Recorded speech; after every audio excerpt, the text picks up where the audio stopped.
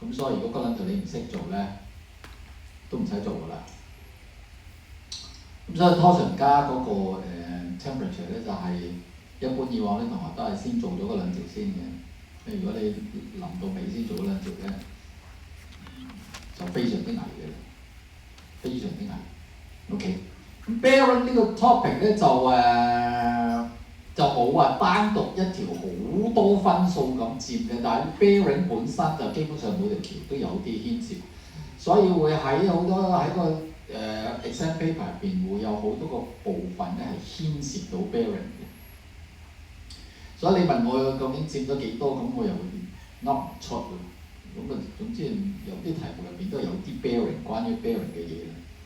咁所以我哋會盡量都係講慢些少關於 bearing 嘅嘢。如果唔係 bearing 加 torsion 加埋嗰個 temperature， 其實一定超過一半㗎啦，成份卷。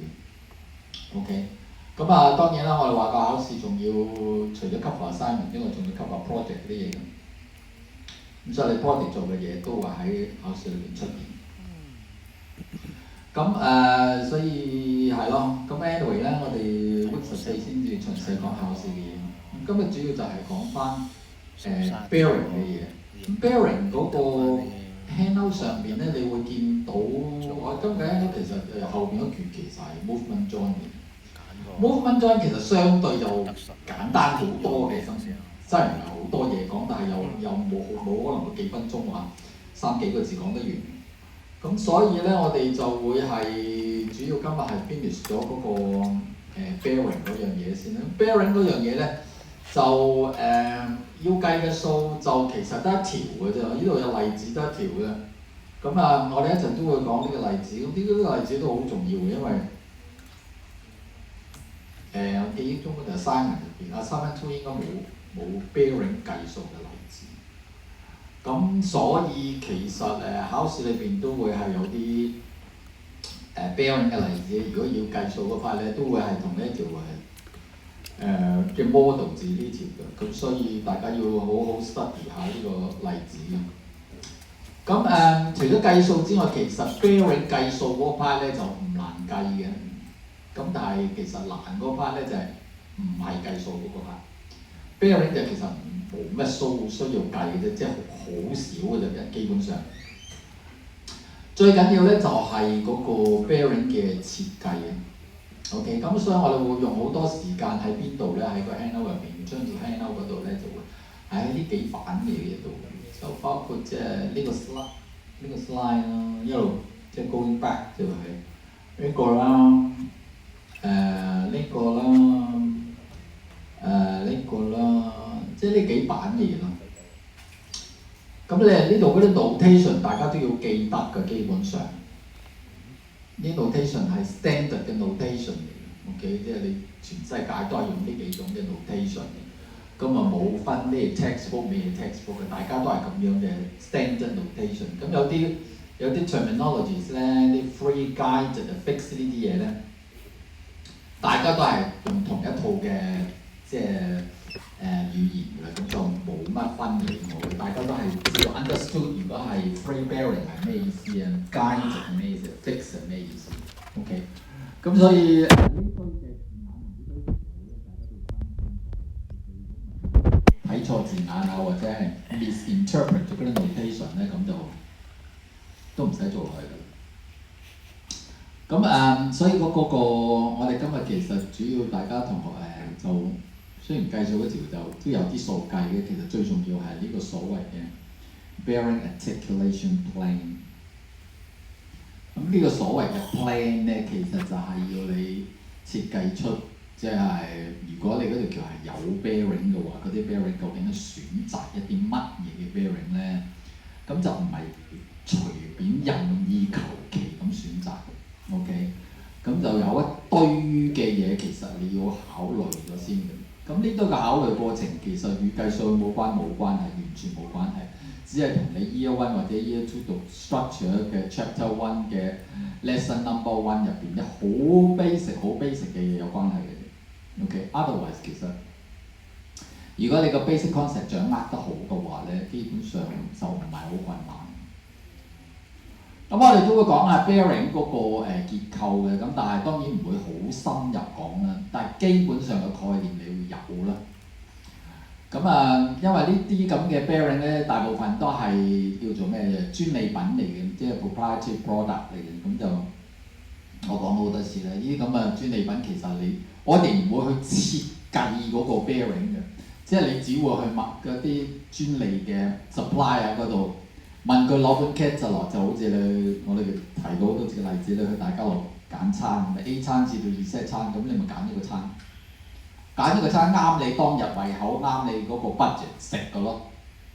OK， 咁你揀啱就係佢就會提供嗰個餐俾你。咁當然啦，你都要話到俾賣飛嗰個姐姐聽，你想食乜啊咁樣，你都要揀嘅。OK。咁所以基本上咧就係一個選擇嘅問題嚟嘅。咁我哋唔會話真係 design detail 呢個 bearing，呢個 bearing 基本上係專利品，人哋已經 design 咗一大紮喺度嘅，你只係去選擇某一種嘅 bearing。咁有一啲 bearing 咧就係其實已經唔常用㗎啦。OK， 常用嘅咧其實只係得2款嘅啫，另外有幾款咧基本上係呢啲大跨度橋先至會用嘅，即係如果你去睇吸水門啊、丁九啊、嗰啲 long span 嘅橋咧，先至會用到嗰啲 bearing。Otherwise 一般我哋嘅喺市面見到嘅行人或者行車咧，其實都係用外家嗰個畫面上剔住嗰2種嘅啫，即係 elastomeric 同埋個 port bearing。In particular port bearing 咧最尾嗰種就最常用，因為行車橋大部分都係 port bearing。跨度短些少嘅你可以用第5種 elastomeric。OK，otherwise 咧絕大部分都係其實 Type 6嘅。OK，咁呢啲冚唪唥 Type 5又好 Type 6又好咧，其實冚唪唥都係專利品嚟嘅。咁就我都貼嗰啲catalog 俾大家睇，因為大家有個概念。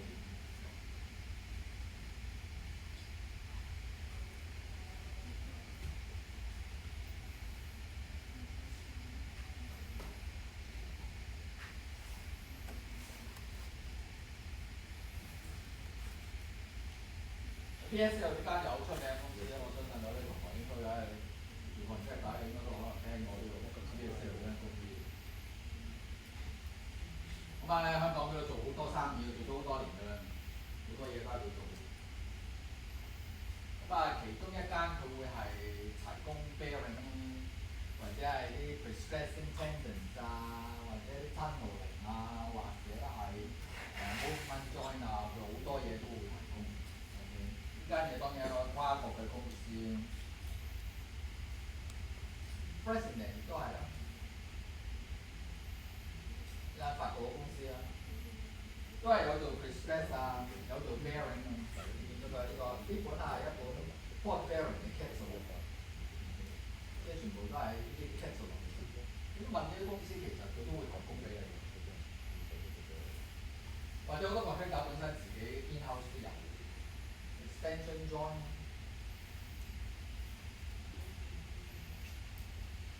呢間係另一間 extension joint。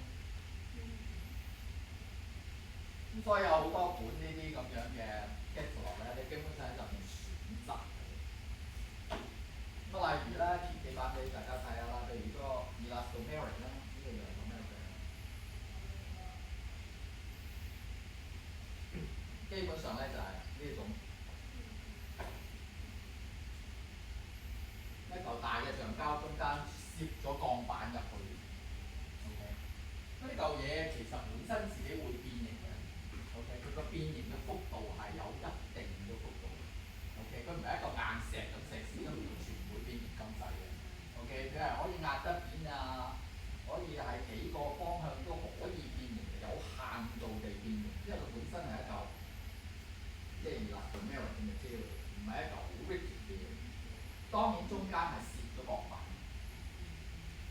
咁一般我哋會唔會話設計緊鋼板係設計呢嚿膠啊，或者好似你設計條 RC 啊，你會唔會揾 grade 幾嘅石屎啊？入邊用咩鋼筋啊？用咩 lens 啊？唔會，全部都唔會。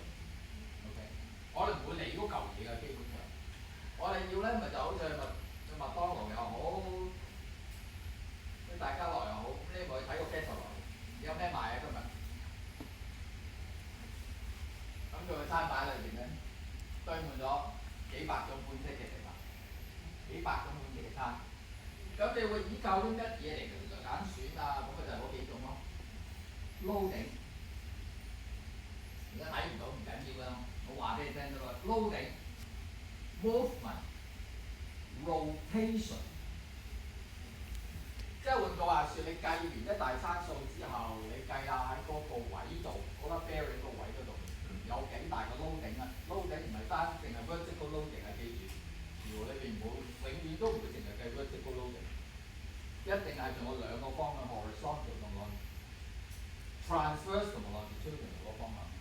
OK， 而家我哋講過好多 loading 啊嘛，唔係淨係 traffic load、vertical load 啊嘛。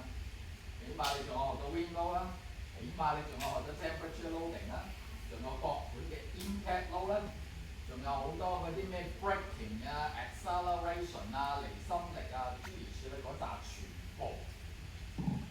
全部都係 horizontal loading， 所以你基本上係 under 幾個方向嘅 loading。咁所以我哋嘅 bearing 咧，其實就係要托住條橋同埋扣住條橋。我一般會咁講，托住嘅意思係 invertical direction。我哋上個禮拜講 torsion 嗰時都講過啦，你唔好 expect 個 bearing 係會拉住個橋面。bearing 同石屎一樣嘅咋，冇乜 tension 可言嘅，你好難 expect 佢拉住個橋面嘅，將佢拉翻落嚟唔會，佢永遠就係向上托住，頂住個橋面嘅啫。OK。咁啊，另外 horizontal 兩個方向咧就要靠佢扣住嘅。OK， 咁所以個 bearing 咧，你一定要計啱嗰個 loading， 計啱個 loading 咪喺呢個 catalog 入邊選咯，好似你去大家樂選餐咁啫嘛。OK， 咁啊仲有 movement 咯，仲有 rotation 咯。咁你要計埋呢啲 movement 同 rotation， 呢啲所謂嘅 movement 當然絕大部分係講緊 horizontal 嘅 movement。OK， 做 rotation 就包兩個 axis， 咁跟住咪就喺度對啱，咪喺度選擇咯，選餐啫嘛。咁所以一般嘅 catalog 都話係咁樣用。port bearing 一樣㗎嘛 ，port bearing 複雜好多嘅構造。咁有構造我哋真犀利，基本上我哋唔理，呢又唔係你設計 ，OK， 基本上係呢間廠設計。你要做嘅嘢，你就喺呢個 construction drawing， 你做完嘅 design 之後，你個 construction drawing 裏面 specify 你個 loading， 你計出嚟嘅 loading， 計出嚟嘅 movement， 計出嚟嘅 movement， 跟住個 contractor 我哋自己揾，你唔需要 specify 喺你個 construction drawing 上邊。你話我想話明用乜嘢，唔會㗎，唔會用咩牌子，用乜嘢嘅 bearing， 你唔會出聲嘅，你只係去大家樂啦買餐，我今日想食中式嘅嘢，我今日嘅口袋裏邊有幾多錢？嗌咁多就你 specify 咗你個 requirement 就得㗎喎。OK， 咁啊呢啲就個 contractor 去選，究竟佢選乜嘢 bearing 咧？咁啊你自己去選咯。佢咪跟住你嘅數值去選擇適當嘅 bearing。OK， 同一原理㗎，嗰個 MJ 一樣㗎咋。即係你今日movement joint 嗰個本身個 component 亦都係相當之複雜。你話你會唔會設計嗰啲 component？ 唔會喎，唔會設計嗰啲 component 喎。我就係訂翻嚟裝喺嗰條橋上面嘅啫喎。你唯一喺你個 construction drawing 上面計出嚟嘅，就係呢條橋究竟有幾大嘅 movement range 喺你個 drawing 上面 specify 咗。OK。咁你個construction中咗標，佢咪計住你嗰個 movement 去訂購適當嘅 movement zone。OK， 咁佢都係拿嗰個 catalog落嚟嘅啫嘛。所以一般嗰個in practice 嗰個 procedure 就大概係咁嘅。咁好啦，咁所以我哋會係我哋會先講係 bearing 先嘅。OK， 先講 bearing 先，因為 bearing 就比較難啲嘅，難啲就佢唔係難唔係難度計數嗰啲嘢喎，即係你唔好諗住好似 temperature 嗰啲鬼難計啊，咩 wind load 啊、traffic load 啊、咩 torsion， 佢計數嗰個 part 冇咩計嘅，就好少好少嘅。咁但係佢嗰個 concept 咧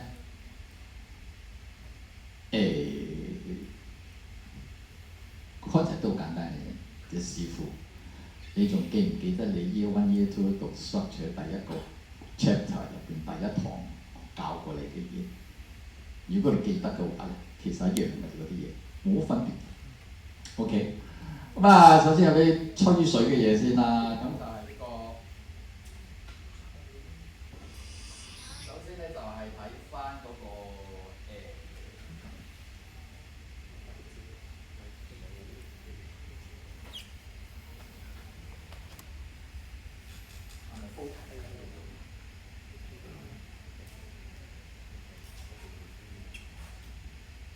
咁呢個 list 上面咧有6種嘅 bearing 嘅，咁一般咧我哋頭先講咗啦，一般都係 concentrate 喺第5同第6。OK， 呢個咧就係一般咧我哋喺城市入邊咧起最多，無論你係行車又好，行 train 又好，或者係一般嘅 footbridge 即係行人嘅都好啦嚇，大部分都係用咗呢2種嘅 bearing 嘅 cover 咗絕大部分。另外嗰4款咧，其實就係比較 long span 用。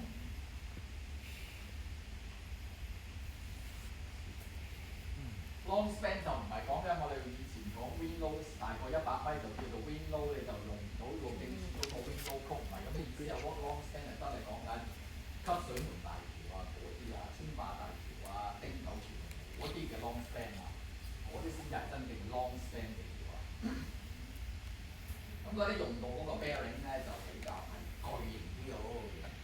OK， 就會比較係真係要個別去生，就唔係有啲專利品可以。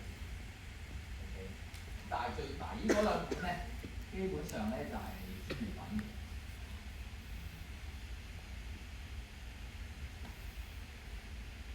咁你就係揭開嗰啲咁樣嘅 catalog， 就去翻查下你想要邊。咁現代嘅設計咧就留意幾樣嘢啦，呢個 Angus 上面都寫咗啦。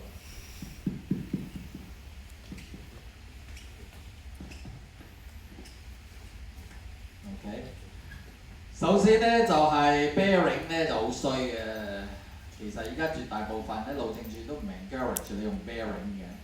OK， 因為 bearing 咧，你記住我哋嗰啲橋全部 design 過120 years， 個 design 冇長，一定長過你條命，一定長過我條命。OK， 120年啊，你見唔到佢死嘅，你一定死得早先到。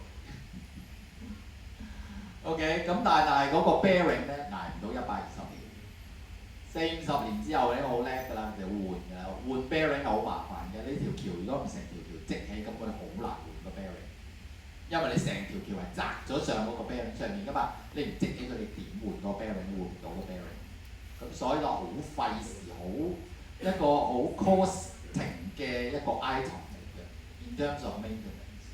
咁所以一般我哋而家好多橋都唔用 bearing 啊，唔用 bearing 咪就係嗰條橋墩咪直接 connect 住嗰個橋身咯 ，monolithic 嘅咯，即係好似一般 building 入邊嘅柱同梁，你會唔會分開㗎？唔會㗎 ，monolithic 㗎嘛，全部啱啱啊，全部 connect 埋一齊㗎嘛，你唔會再喺個column頂嗰度整個 bearing， 梗係唔會啦。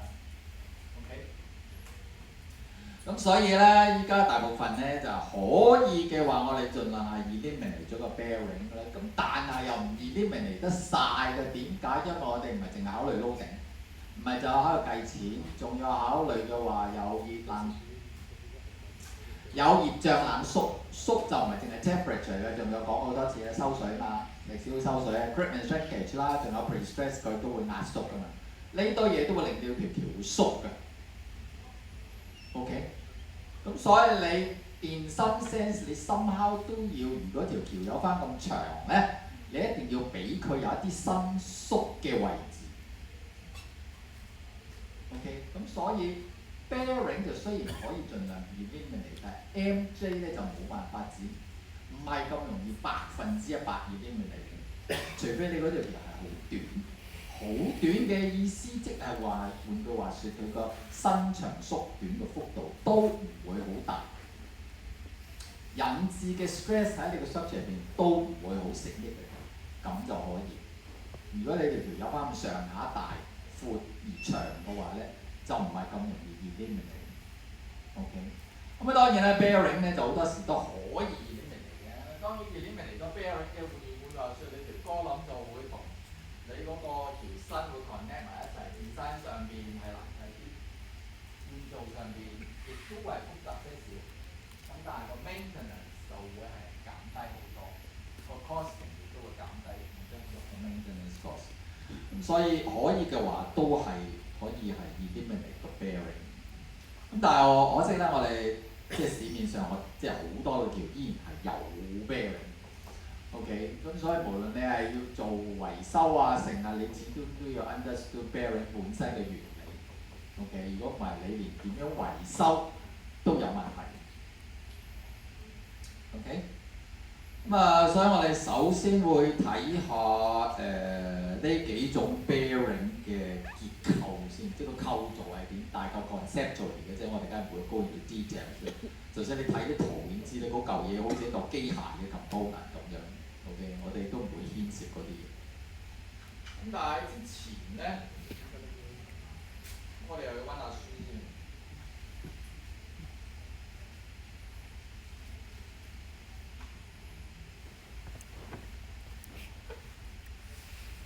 我哋温咩好咧？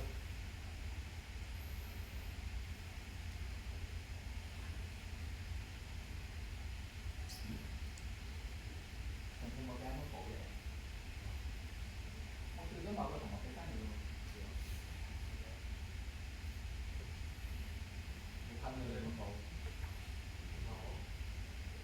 唔係啊，咁佢唔知喎。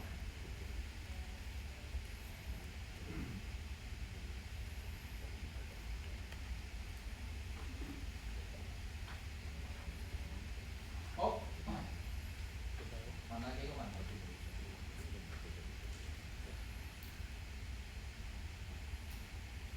好，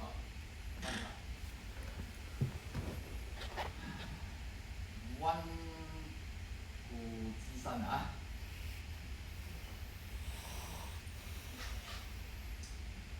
！structure 101，唔係啊 structure 001 ，B 班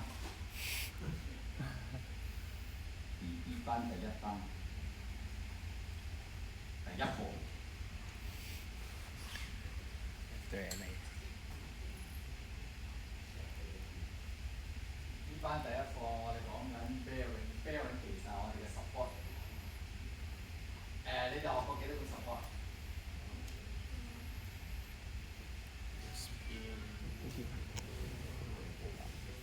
support？pin roller 同 fix。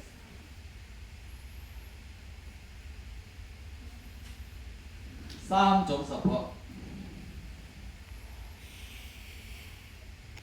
1、2、3。呢個哥哥話 pin roller fix 啱啊。一般大部分嘅學校都係教呢3種嘅。咁咩叫 pin support 啊？咁畫出嚟好似係咁樣係嘛？有條 pin 咁啊，呢度有個 pin support 係咁畫㗎。係嘛？pin support 點叫 pin support 啊？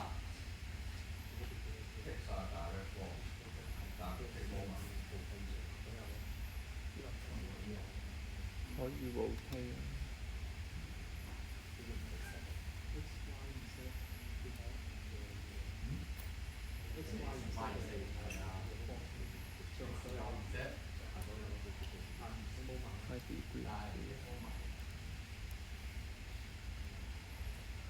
有冇人唔同意㗎？咦？係啊。黃 Sir 咧？黃 Sir，今日隻貓 OK 啊？有喎。咩叫 pin support 啊？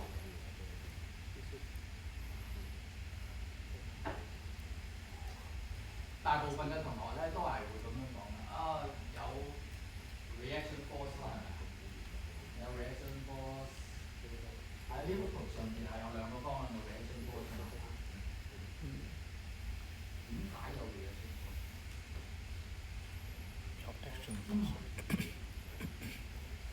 拉住啲嘢。有 loading 大，俾佢喐，所以就有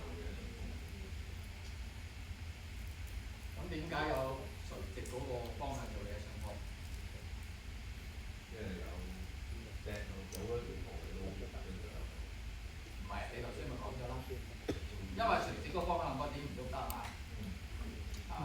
講得更加 layman 啲嘅就係、嗰點你唔俾佢喐啊嘛，咁你梗係揾啲嘢有個力扣住佢先，唔可以俾佢上下喐得噶嘛。咁水平個方向一樣啦，講得相同係㗎，甚至前後個方向都一樣啦。啊，你咪三個方向咁咪細，三個方向，因為佢唔喐得，所以你先有嗰個 reaction force 啫嘛。啱唔啱啊？如果你俾佢喐，仲冇嘢呢個。其實個 support 係應該咁樣去思考同咁變翻嘅，係因為某個方向你唔俾佢移動或者轉動，所以有個 reaction force。所以你變翻 support 嗰陣時，大部分都同啊，一講就係話，哦有 reaction force 啊嘛，有 reaction moment。咁但係點解先？原因係因為嗰個方向唔俾佢喐，唔俾佢轉動，所以你先需要嗰啲 force 同 moment 啊嘛。Otherwise 你係唔需要嗰啲 force 同 moment 嘅。所以呢個係個 subject 入邊 B 班第一課。呢個偏 support 之所以係叫做偏 support，因為佢呢個方向嘅移動係冇嘅。所以我哋會有一個 horizontal 嘅 reaction， 或者唔一定要 horizontal， 叫做 Rx 啦。呢個方向亦都唔喐得，所以你需要有一個方向向上下扣住佢嘅，所以你有個 Ry。你明唔明我講嘅嘢啊？我係調轉嚟講喎，唔同絕大部分嘅同學一開始就話，哦佢有 reaction force， 但係點解會有 reaction force 呢？呢個先係重點，呢個先係一陣我哋講 bearing 嗰時嘅重點。如果你唔知道點解，一諗就係諗 reaction force 咯，點解要 reaction force？唔一定需要。咁所以會有 roller support 咯。點解係叫做 roller？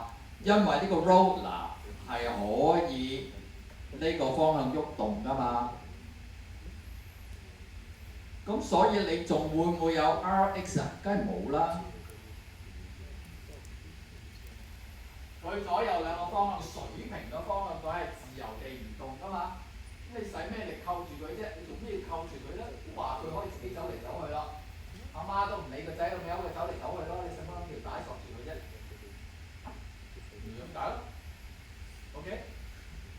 上下咧，上下當然係唔可以喐動啦，所以你先有個 vertical 嘅 reaction 啊嘛，要扣住佢啊嘛。OK。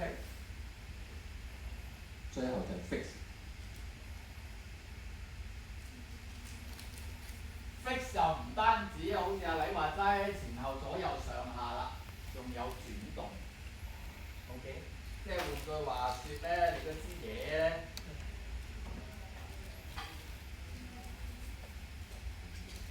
如果佢唔係 fix， 佢係可以 rotate about this point。相對呢一點係可以轉動，呢、個叫 rotation 好嘛？ OK， 咁樣叫 free to rotate 嘛。但係如果你唔俾佢 free to rotate， 咁咪就叫 fixed support 咯。所以個 fixed support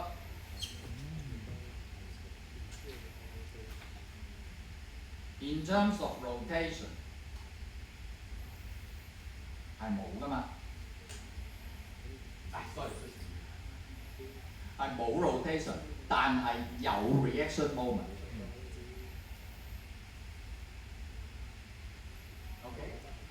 所有前後上下冚唪唥都係冇嘅，唔再話啦嚇。咁所以佢係有 horizontal reaction， 亦都有 vertical 嘅 reaction。如果你計埋前後嗰個方向，就睇下佢前後喐唔喐得咯。OK， 如果佢前後都唔準喐嘅，咁咪有 reaction force 咯。OK， 咁所以喺左邊呢個 column 上邊畫嘅嘢。我哋係畫緊嗰個位上邊有冇 translation 咧 ？translation 呢個 term 即係代表係呢個或者呢個方向嘅 movement。technical term 係 translation， 唔係翻譯嘅意思啊。OK， 喺 structure 入邊 translation 係代表嗰個 movement， 仲有係 rotation。OK， 喺右手邊呢個 column 嘅所顯示嘅係 reaction force 或者係 reaction moment。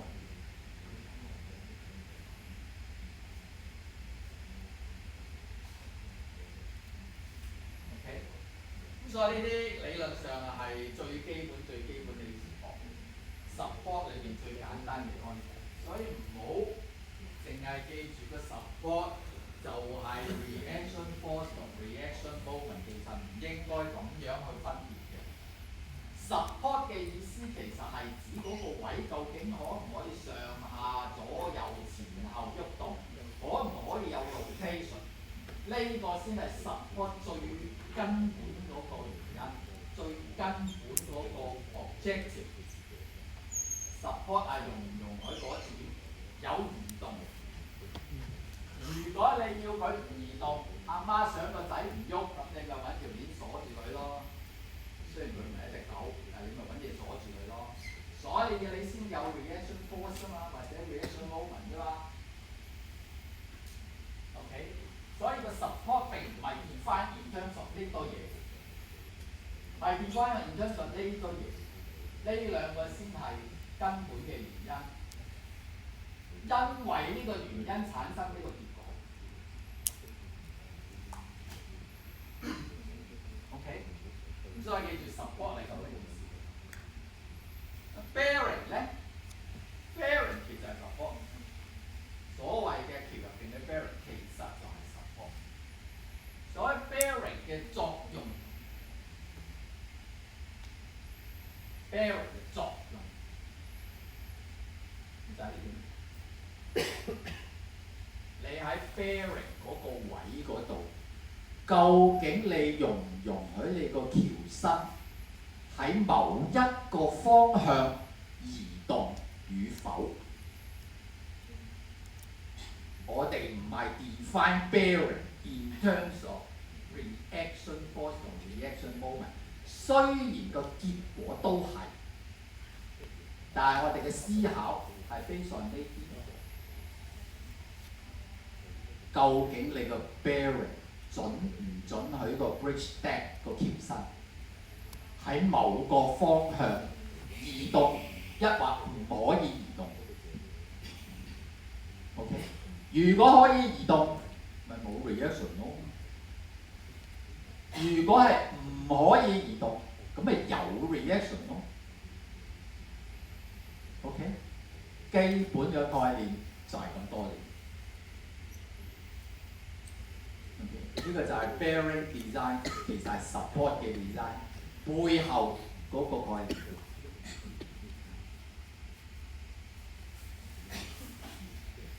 好啦，咁啊睇翻輕勾啦。咁啊頭先我哋講咗話係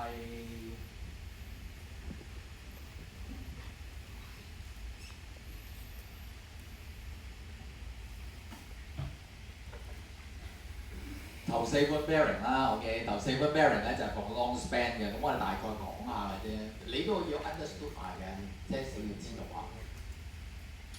最尾嗰兩種咧，我會講詳細些少嗰個結構嘅嘢啦 ，OK， 等你大概都知道下嗰嚿嘢點解有咁嘅結構咧 ，OK， 雖然我哋唔會好 detail 咁講嗰嚿咁嘅 elastomeric 嘅膠，我咪睇下啲乜嘢膠嚟㗎，入邊啲鋼板咩 grade 鋼板，我哋唔會理㗎啦。OK， 但係 at least 你會知道嗰個係乜嘢嚟嘅。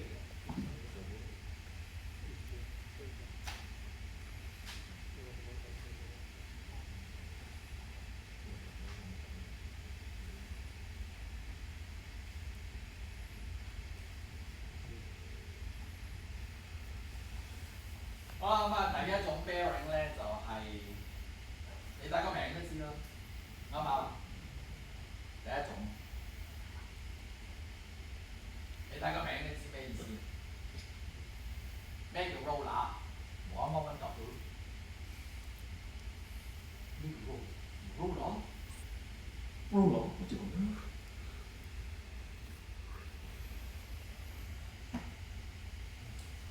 即係換句話説，呢個嘢我哋嘅 elevation 嚟㗎，呢個 elevation view 嘛，呢個有 3D view 啦，呢個嘢咪就係呢個嘢咯。呢個方向係可以滾動㗎嘛，係可以有 rotation 㗎嘛，呢個方向 free to rotate 㗎嘛 ，free to translate in this direction 㗎嘛。所以咁咪 by definition 咪就個 roller support 咯，做出嚟咪就咁個樣嘅咯。OK， 咁呢個方向咧當然係指個橋嘅 longitudinal direction 啦。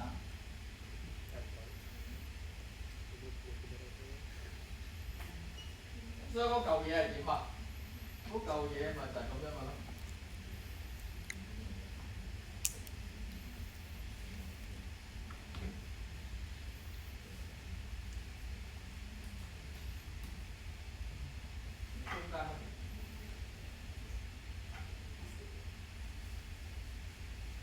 呢個咪底嗰塊板。留意喎，底嗰塊板咧，同其他所有嘅 bearing 都一樣喎。底嗰塊板一定係一個 horizontal surface。大部分嘅 bearing，我哋今日當然會講其中一個情況，幾時嗰塊底板唔係 horizontal surface， 但係絕大部分都係 horizontal surface。上面擺呢個碌，上面有一塊板夾住。條橋係喺邊邊啊？呢個係個 longitudinal direction， 所以佢係可以碌前碌後。OK， 呢個係 longitudinal direction， 就好似條邊咁，所以佢可以 rotate about 邊條 axis 啊？如果呢條係叫做個 bearing 嘅 rotation axis， 佢就 rotate about 呢條 axis。好似以前你哋中學讀嗰啲 physics 個 right hand rule 咧，呢隻手指咪 pointing towards 呢個 axis。OK， 所以係 rotate about 呢條 axis， 呢個係 longitudinal axis。所以 along longitudinal direction 咧係 free to move 嘅，所以呢個方向係冇 reaction。呢個方向係冇 moment。留意喎，另外嗰個方向咧冇話過喎。另外嗰個方向可唔可以有 rotation 啊？唔可以有 rotation 嘅喎。另外嗰個方向，而家講咧，呢個方向可以 rotate。另外嗰個方向咧，可唔可以咁 rotate 啊？唔得嘅喎。OK， 咁所以小心啲睇清楚喎。Movement 係 along 邊個 axis？ 呢個 longitudinal direction。Rotation 係 about 邊個 axis？ 呢個。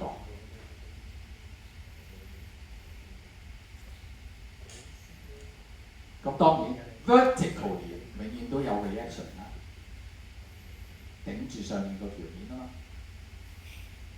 OK， 咁另外又記住喎，所有嘅 bearing， 絕大部分嘅 bearing 你都唔好 expect 係扣住或者拉住上面個條面喎，永遠只係向上頂住嘅啫喎。你唔好做到個 bearing 出嚟係要靠個 bearing 扣住拉住上面個條面嘅喎，唔得嘅喎，拉唔住喎。OK。咁啊，另外嗰款你一睇就知啦。如果好重嘅話，條橋咁你咪擺多幾碌嘢上去咯。咁佢個 rotation 嗰個 ability 會減弱咗㗎，因為你有3碌嘢喺度嘛，卡住嘅其實有些少。係咪仲可以咁大個 rotation？ 未必可以㗎。OK， 咁下邊呢個咪一樣，佢唔用呢個碌，就用咗個咁一個半 cylinder 狀嘅嘢。咁上面嗰塊板咪一樣可以喺度牛下牛下。所以你畫喺呢度嘅話，咁個 rotation axis 就係呢條。一般我哋會咁畫，呢條就係嗰個 rotation axis。longitudinal axis 係呢個方向，呢個係 longitudinal direction。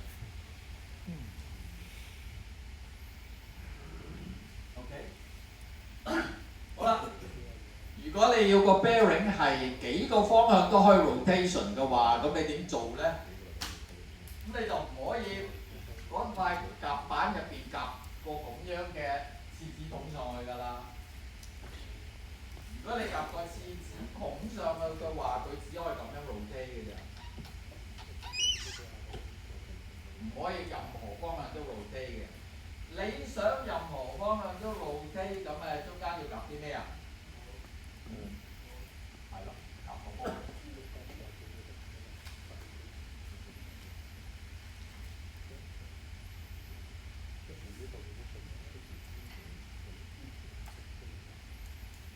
下次夾粒波子上去咯，你夾粒波子上去，佢咪可以幾個方向都可以搖擺佢咯。OK，所以如果真係要做到呢樣嘢咧，其實下邊就要有一個 spherical 嘅問題，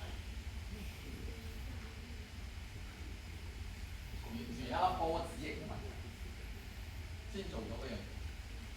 再強調喎，所有呢啲嘅底板同埋個頂板咧，都係 horizontal 㗎啦，水平面嚟㗎。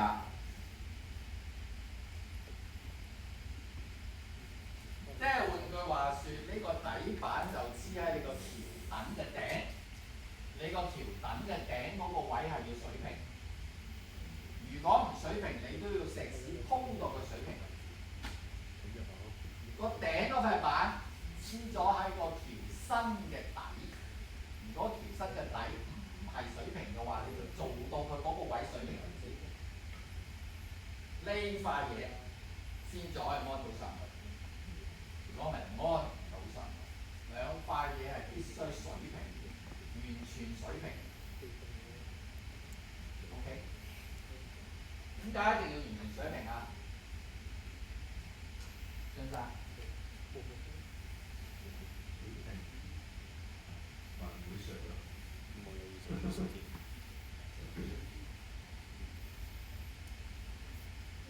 避免咗二四出事。損耗。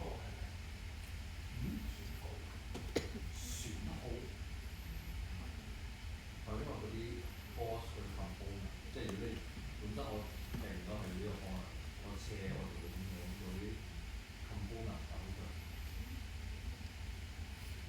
而 B 班第一課，我哋咪講到。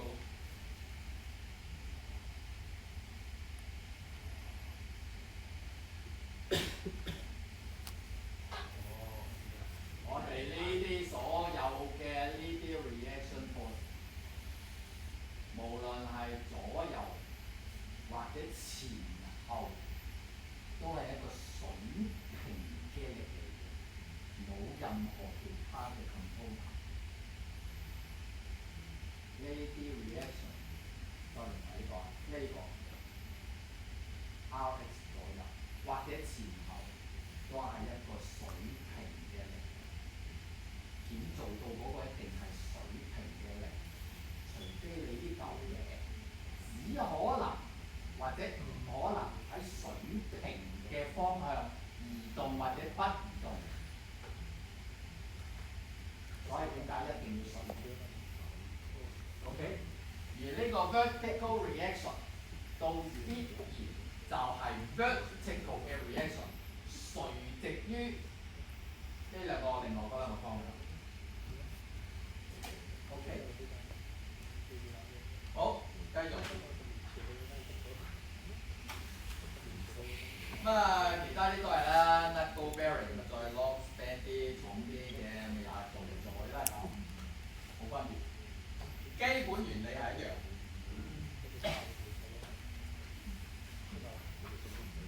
好啦，去到 elastomeric。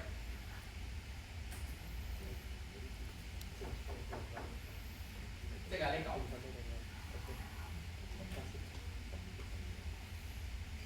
呢嚿嘢嘅內部嗰個樣咧，攞翻個 catalog 俾大家睇，好靚仔啲嘅圖啦，呢就唔係咁清楚啦。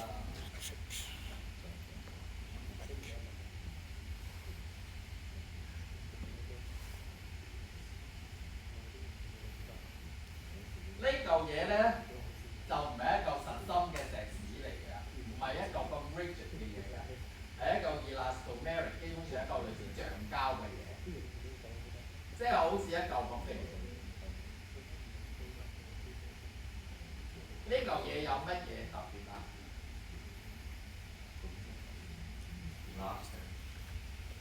當然係 elastic 係啦，你覺得啱係 elastic。OK， 即係你撳扁個佢會彈翻轉頭嘅，如果你放開。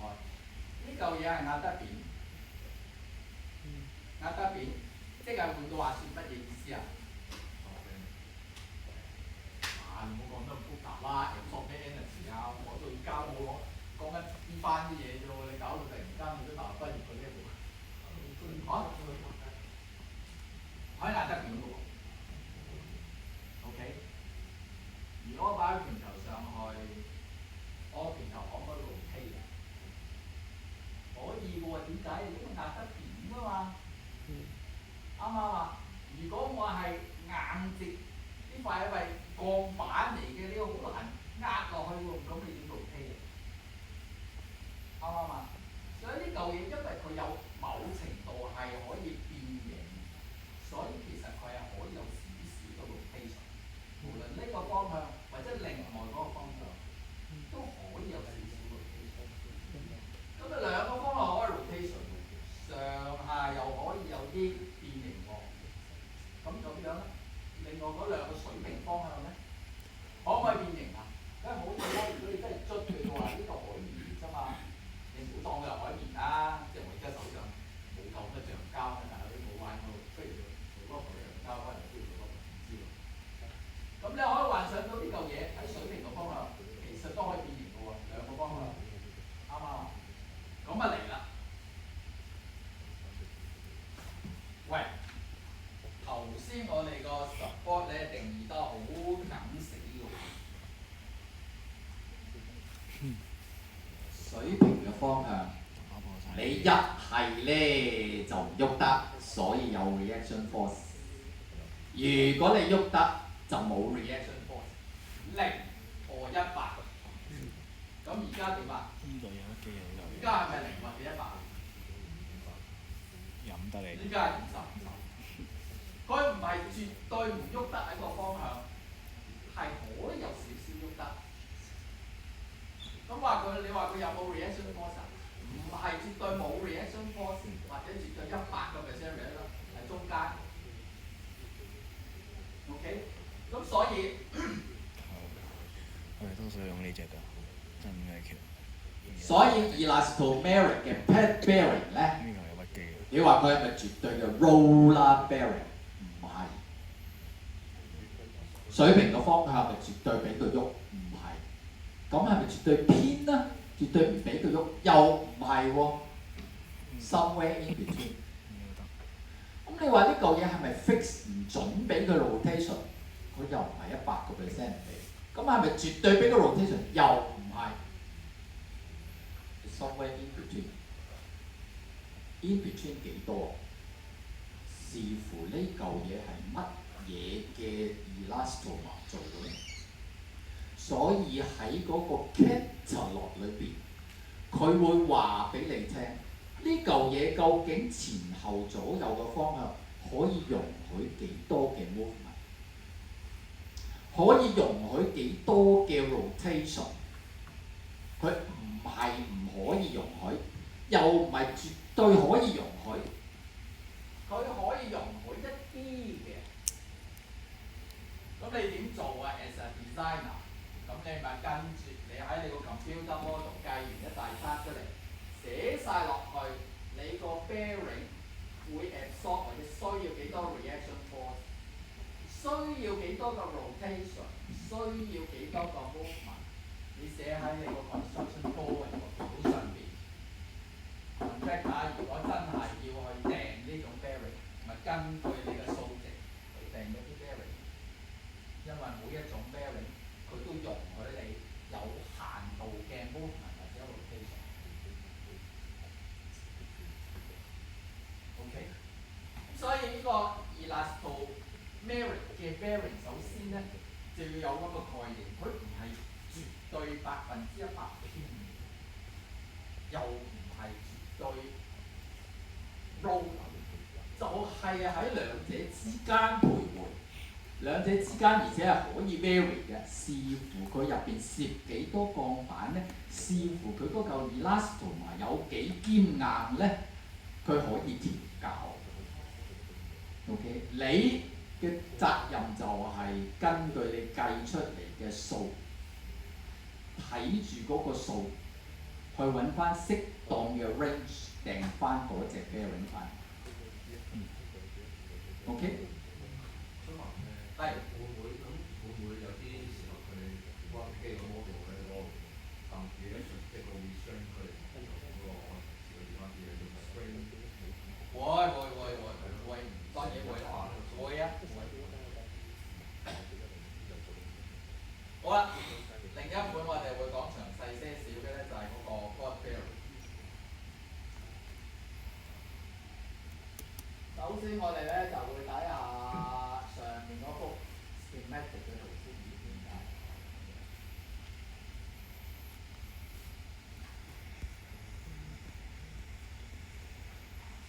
呢個就好似你阿媽煮飯個煲咁樣。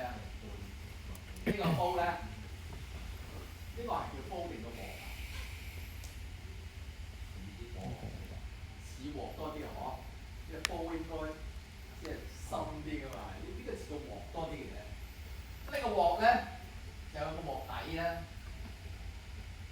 呢個係個鑊底，我係指到嚟呢度喎。雖然佢隻手好難定點喺嗰度啊。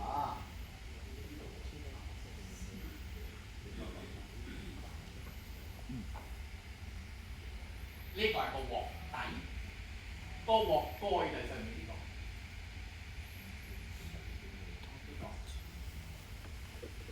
呢兩浸嘅就係個鑊蓋，個鑊蓋就吸入嗰個鑊入邊。但係個鑊底咧，首先又有一浸橡膠。呢浸橡膠當然冇頭先嗰隻 bearing 咁巨型咁大，有一浸薄身嘅 elastomer。因為有一浸咁嘅 elastomer，首先你會想象到啲乜嘢？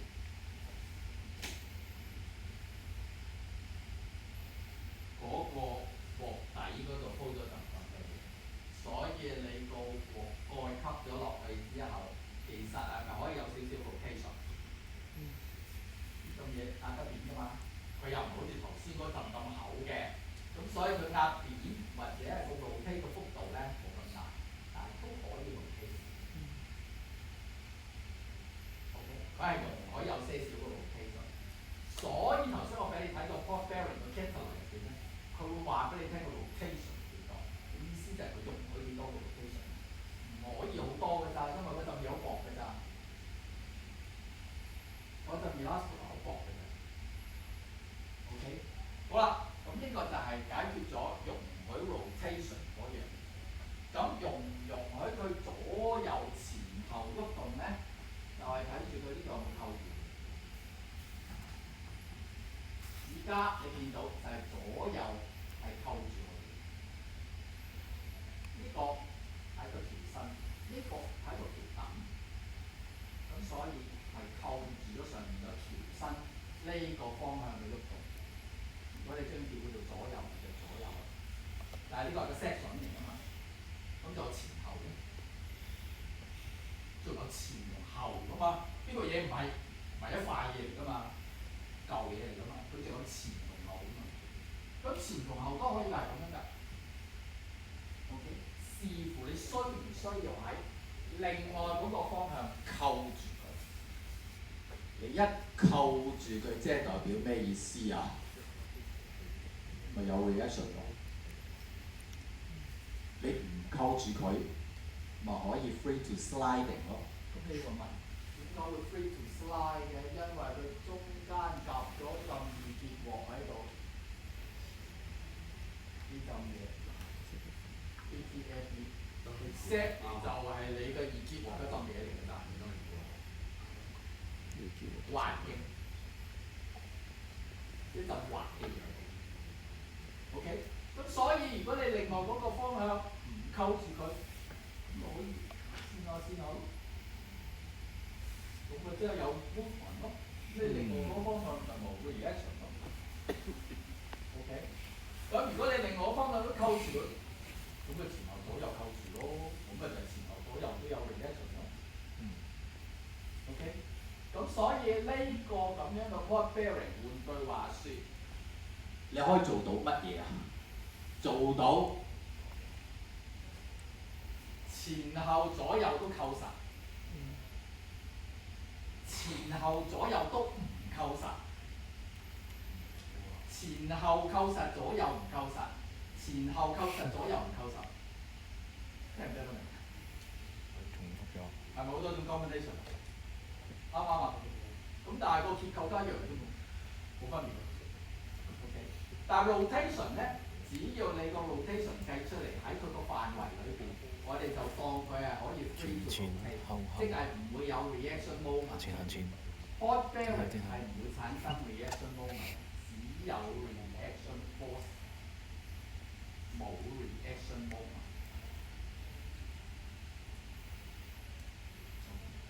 佢基本上做唔到扣住上邊嗰個嘢，唔俾佢 rotate。除非呢塊嘢硬撞落喺下邊嗰塊金屬撞金屬，就唔會。OK。好，另一樣嘢要留意嘅咧就係呢個啦。呢個我懷疑我哋之前都係講。你要見到個底咧，呢塊嘢就係擺咗喺個橋墩啦，或者abutment啦，abutment或者橋墩啦。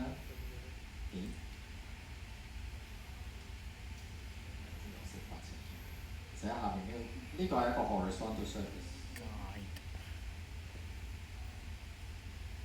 所以佢係底板喺呢度，頂板喺呢度，頂板上邊就 connect 上去上面個橋身。如果橋身係斜嘅話，唔係完全 horizontal， 十居其九都唔會落 horizontal 嘅話俾你聽。好少個橋面嘅 depth 嘅底部係完全 horizontal surface 嘅，因為大部分嘅橋面咧都會有少少側埋一邊，或者有少少微斜。OK。咁所以基本上，如果係斜面，咁你咪要做翻一嚿石屎，好似呢個位咁樣，做翻一嚿石屎係 match 翻個橋底嘅斜面，同埋 make sure 呢度係一個 horizontal surface，such that 所有嘅所謂嘅 horizontal reaction 都真係一個 horizontal 嘅 reaction。無論左右，無論前後，都係 absolutely horizontal。而個 vertical 一樣係 absolutely perpendicular。呢個 horizontal 嘅 direction。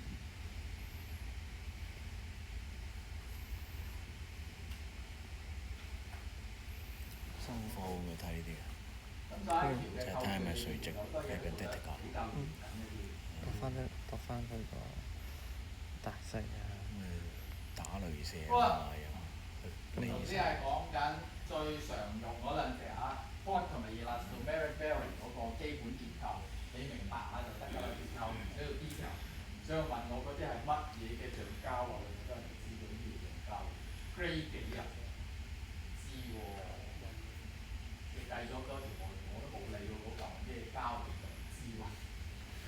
總之個構造大概係嚿嘢，OK，你要計出嚟嘅嘢同嗰嚿膠咧，基本上咧就係留翻俾專利品嗰間公司去做。好啦，依家睇下呢度有條 two span bridge， 兩個 span 架，呢個係abutment，呢個係abutment，呢個係橋墩。abutment 橋墩，總共5粒 bearing， 中間嗰橋墩得1粒 bearing， 左右 abutment， 每個 abutment 都有2粒 bearing， 全部5粒。哇！睇下嗰啲符號啊，嗰啲符號咩符號啊？5粒 bearing 嘅分別係邊5粒咧？咁頭先我哋咪講過咯，個 pod bearing 係有邊幾種啊？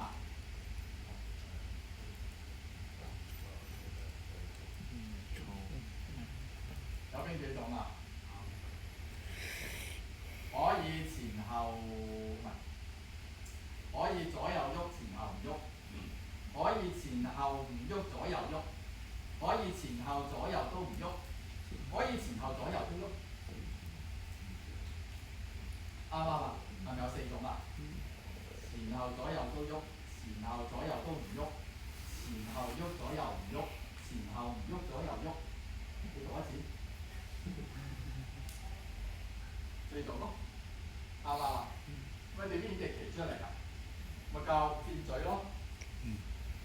B3就當個橋墩 bridge pier 上邊呢度個單粒前後左右都喐得，就係咁嘅畫法。Standard notation 全部都係咁用㗎啦。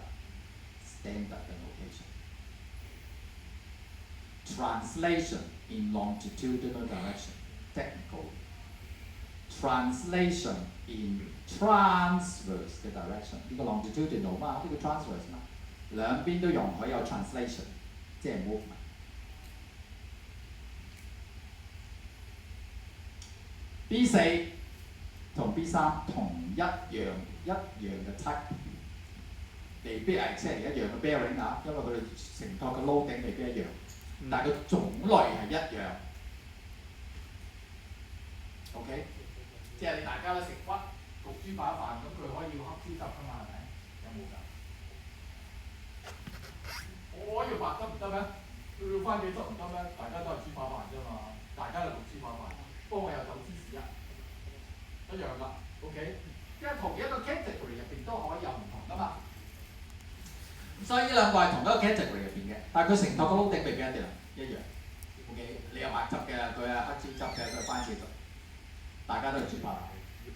呢個咧 ，translation in longitudinal direction 可以 ，transverse direction 唔可以，所以 therefore 呢邊方向係有 reaction。B1、B2 longitudinal direction 唔喐得。Transverse direction 喐得 ，B2 一樣。換句話說，呢個方向有 reaction， 呢個方向有 reaction。OK， 好啦，如果呢個真係你嘅 design， 假設首先講一次先 ，bearing 嘅 design 冇問有冇 model answer， 冇 model answer。每個人可以有自己嘅 design， 你個 design 可以 work， 佢個 design 可以 work。你嗰個豬扒飯有人買，佢個豬扒飯又有人買，不過你嗰個椒汁，佢個番茄汁唔同嘅喎。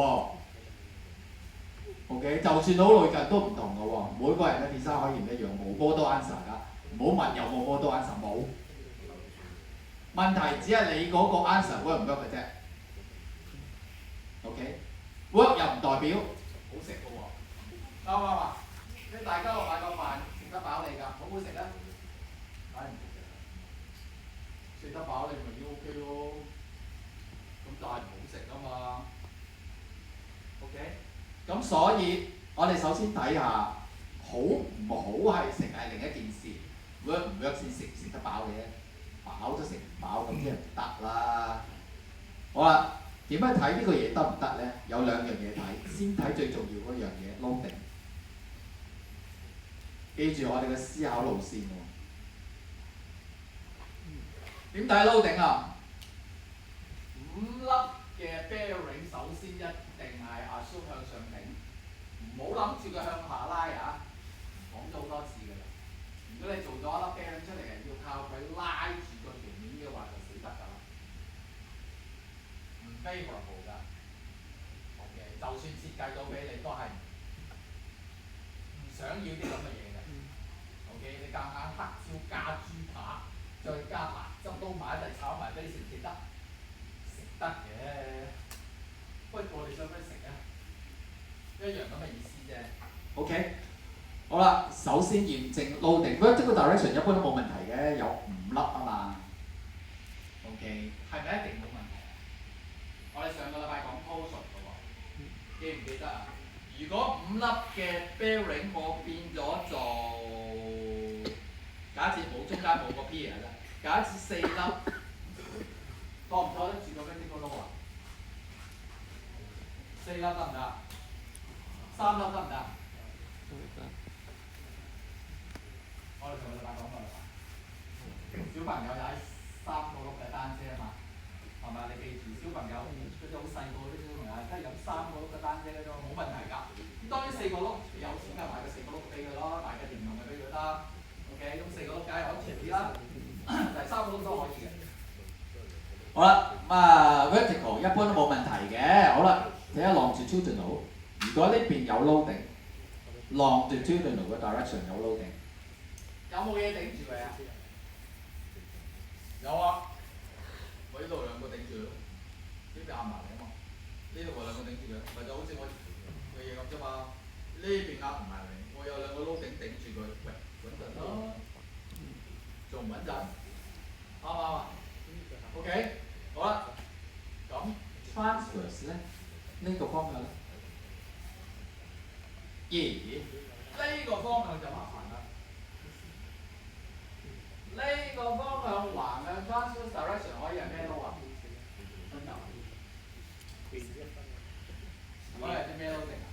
可以係 wind load， 可以係 seismic load， 可以係 impact load， 可唔可以係breaking load 啊？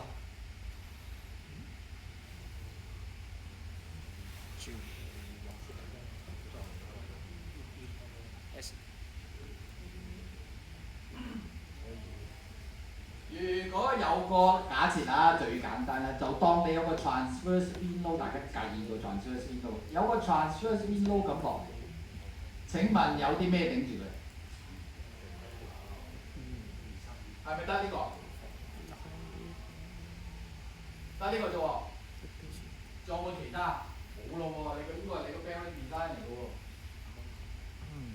仲有咩頂住佢？冇嘢頂住佢喎，成日都一隻手機喺度頂住喎，得唔得㗎 ？work 唔 work 㗎 ？work 唔 work 啊 ？Mr. Lai， 點解？咪係咯，呢個咁乜嘢？喂，你呢邊咁頂住佢，成棚嘢咁砸落嚟，呢個嘢會rotate嘅喎，啱唔啱啊？咁點頂住啊？頂唔住喎，你係咪起碼都要咁樣頂住佢？或者起碼都要咁頂住佢，啱唔啱啊？所以你依粒一定要轉咯，或者依2粒是打粒都要轉 ，such that 你要有個咁嘅 reaction 先得㗎。咪點頂住佢啊？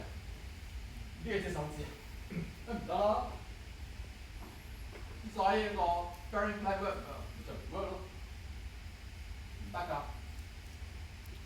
OK， 我哋未考慮第2個因素啊，第1個因素已經肥咗佬㗎啦，唔使考慮㗎啦。OK， 第1個因素已經瓜咗啦。OK， 咁所以要睇你嗰個 bearing 嘅設計得唔得？我哋首先考慮第一樣嘢就係 loading， 3個方向嘅 loading。第一 vertical load。vertical load 要尤其 in particular 小心啲，我哋上個禮拜講過 torsion 嗰樣嘢，即係 loading 擲晒埋一邊嗰時，你嗰幾粒 bearing 仲托唔托得住佢，會唔會反㗎？3輪車係企得住，但係如果 torsion 太大都未必企得住嘅。OK， 第二就係2個方向嘅 horizontal load 有冇嘢頂住佢㗎？依家呢個例子 longitudinal 冇問題 ，transverse 出現問題，頂唔住佢㗎，唔係頂唔住，係呢個嘢根本就會發下發下，你都單隻手指篤住，點頂 ？OK， 好，先睇下個 rotation 先。頭先講咗啦喎。係咪就我講嘅4款啦？就再讀多一次俾大家聽啦。咪就嗰4款咯，前後左右，喐得一橫唔喐得。首先，所有嘅 rotation 都假設係得嘅，即即係冇 reaction moment。OK， 我哋嗰啲 port bearing 係冇 reaction moment， 只有 reaction force。第一款前後左右都喐得，叫做 free bearing。第二種前後左右都唔喐得，叫做 fix， 就唔會同你個 fix support 扭埋一堆啊。fix bearing 唔同意思㗎，佢嘅意思只係前後左右唔喐得啫，即係前後左右有 reaction 啫，冇 reaction moment。但係個名就叫 fix bearing。第三種就係一係就前後喐得，一係就左右喐得，呢啲叫做 guided 嘅 bearing， 即係你嘅 support 入邊嘅 roller。你嗰啲圖紙有冇呢啲公仔？OK， 即係你 support 入邊嘅 roller。都係咁啊！呢度講清楚俾你聽，究竟嘅邊個方向有 translation？ 前後左右，前後或左右。前後左右都唔喐得，所以呢個最重要。另外我哋頭先嗰6款入邊頭嗰4款就係呢4款，就係呢啲。第一款係咩啊？第一款咪就係頭先我嗰個模型咯，咪就係呢個嘢咯，咪就係呢個嘢咯。呢度呢條圖，呢幅，咪就係呢個嘢咯。獅子頭。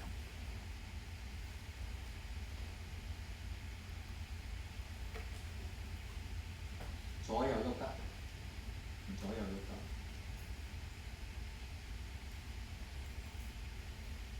rotate 得 ，rotate 又包邊條 axis？ 呢條。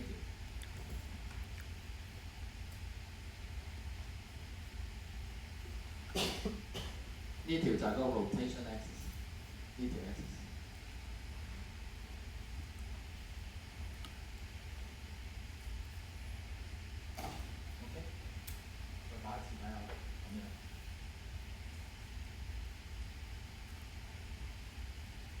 左右 rotate 又包呢條 axis。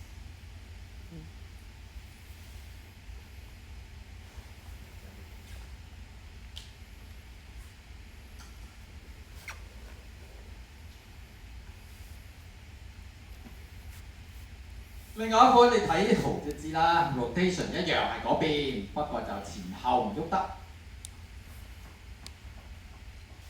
左右頂住咗，不過喺呢邊可以線得。另一款左右前後都喐得，又可以 rotation， 都係 rotation about the same axis， 就係我個廁所筒嗰條 axis。好，另一款就係完全冇 rotation。即係接近你嗰個 fix 嘅 support， 呢種嘢基本上現今社會唔需要。點解？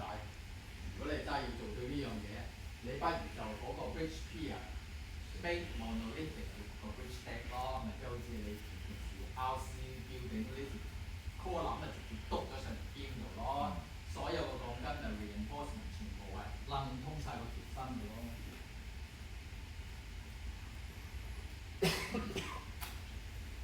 根本唔需要呢種咁嘅咩。好啦，嚟到呢度啦，就要少少啦，再放大啲先，戴翻眼鏡。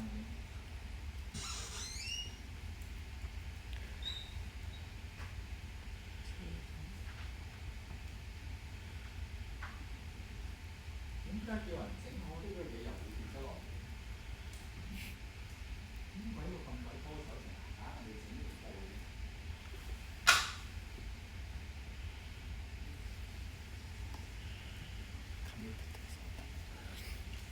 呢度講咩咧？講一樣嘢 ，OK？ 講乜嘢邊樣嘢？就係頭先我哋講咗嗰個 bearing 嗰塊頂同底板啊。必須要係水平。如果你個橋等個面唔係水平，你就度都度到一嚿石子上面個頂部係水平，就黐上去。如果你個橋身嘅底部唔係水平嘅斜嘅，你就要整翻一嚿石屎落嚟，等到佢呢個面就水平。總之兩個面一定要水平，因為我哋所有嘅 horizontal 嘅 force reaction force 全部都係當佢 absolute 嘅 horizontal， 冇任何嘅 inclination。咁但係橋身係會斜嘅，有啲橋其實幾斜嘅，雖然唔常見，但係有啲橋身確實係有斜度嘅。好，睇下上面呢幅。我哋冇畫 port bearing 嗰樣嘢出嚟，我哋用個咁嘅類似 roller support 佢比較容易理解嘅。下邊呢個就係一個 horizontal plane 啦，油咗個顏色啦。佢原本喺呢個位置度。上邊嘅橋身你見到啦，係斜㗎嘛 ？OK， 個橋身係斜㗎嘛，斜佬嚟嘅。一個比較斜嘅斜坡上去嘅一條。咁如果我哋一般做法咧，你就要度翻嚿石屎落嚟 ，make sure 呢嚿石屎咧個底部都係水平嘅，咁我哋先至裝到嗰塊鋼板上去。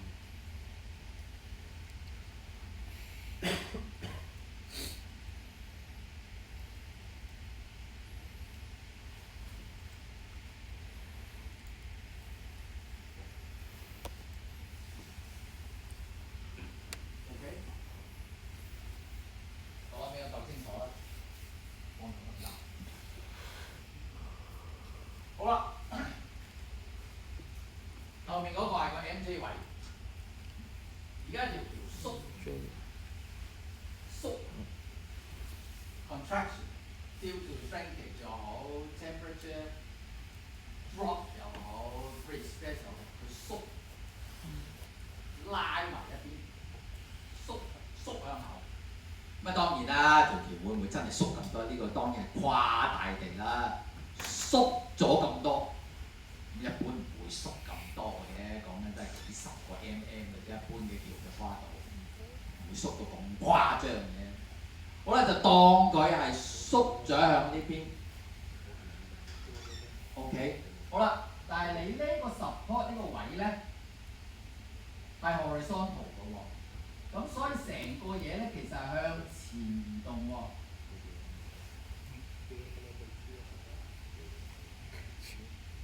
移咗嚟呢度喎，因為呢個係 horizontal plane 嚟㗎嘛，咁所以個 horizontal 向前碌咗條線，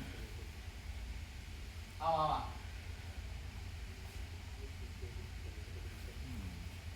佢就成個嘢水平地向前碌 ，OK。咁但係呢個高度咧係個 constant 嚟嘅，由呢個位度到呢個上頂個位，即係呢個位。而家講緊呢個位其實喐咗嚟呢度啊嘛。移咗嚟呢度 ，OK。咁但係嗰個高度橋身嗰個 depth 或者深度係冇變嘅。如果你咁向前移動 ，horizontal 水平向前移動咧，越移動得遠咧，其實同嗰個原本個高度咧係跌咗落嚟嘅。所以你見到佢呢度寫住有個 step 跌咗落嚟呢條。咁會有咩影響咧？你記住喎，頭先我話呢個移動個幅度係誇大咗好多㗎，而家移咗咁遠啦，跟住咁誇張，移咗去前邊啲，但係佢嗰個水個橋面係跌咗落嚟些少，咁會點樣啊？咁你呢個 MJ 位架車碌嗰陣時，會咁樣砰砰一下。OK， 佢砰砰得幾犀利，就要視乎你嗰條橋幾斜同埋縮咗幾多。所以佢砰砰嗰下就可以係好犀利㗎。如果佢真係好斜，而你嗰個 contraction 係好多嘅話，就會有呢下，即係佢呢個 step C 嗰樣嘢佢產生嘅效果，就喺呢個 MJ 嗰度最正。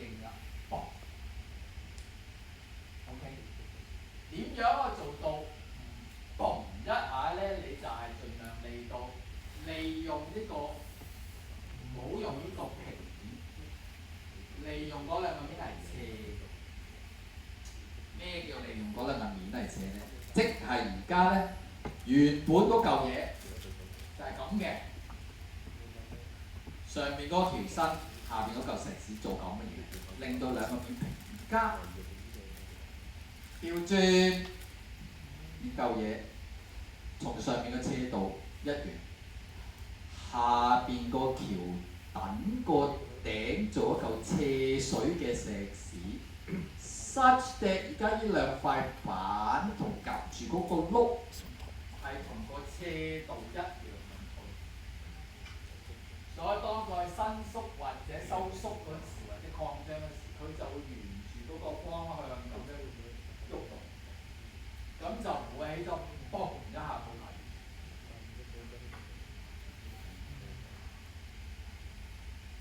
所以個 bearing 就會 set with an inclination。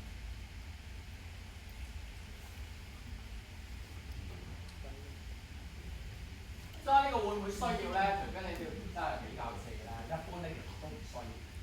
點解一般唔需要？我哋知道其實佢會有嘣嗰下 effect， 但係個 MJ 本來就有一下嘣嘅 effect 㗎啦。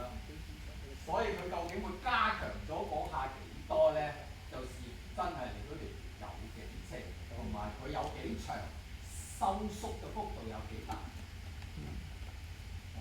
咁如果你發覺嗰個收縮嘅幅度幾大，條斜度都幾斜，你計呢個嘣一下出嚟嗰個真係significant嘅話，咁你就要做咁樣，就唔係咁樣。有分別嘅，大家睇唔睇到啊？一齊睇嗰時就會睇到。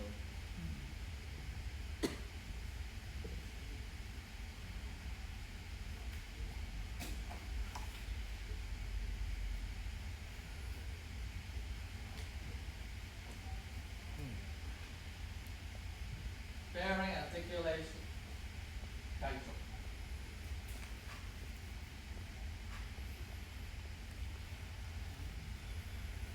呢個上次講過啦。如果三粒咁嘅 bearing 等正中間得唔得？得唔得啦？呢個咁樣嘅 arrangement 係死喺邊度啊？死喺個經過路，唔係 horizontal 喎。唔係 horizontal 喎 ，horizontal 可以冇問題嘅喎，但係 vertical 咯一定有問題，一挨埋一邊死㗎。咁樣當然 OK 啦 ，vertical 啊 ，OK。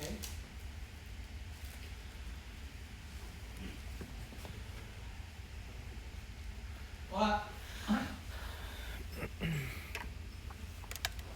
再細心啲睇下啦。呢個咁嘅 arrangement 得唔得咧？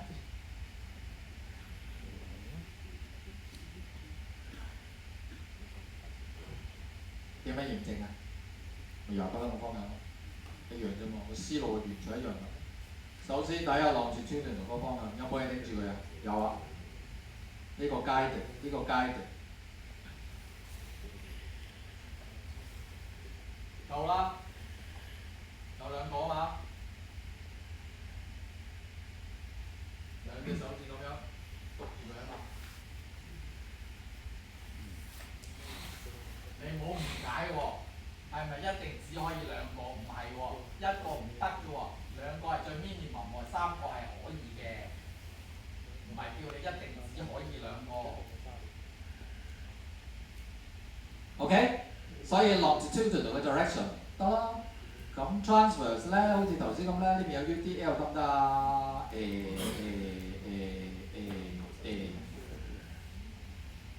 唔得？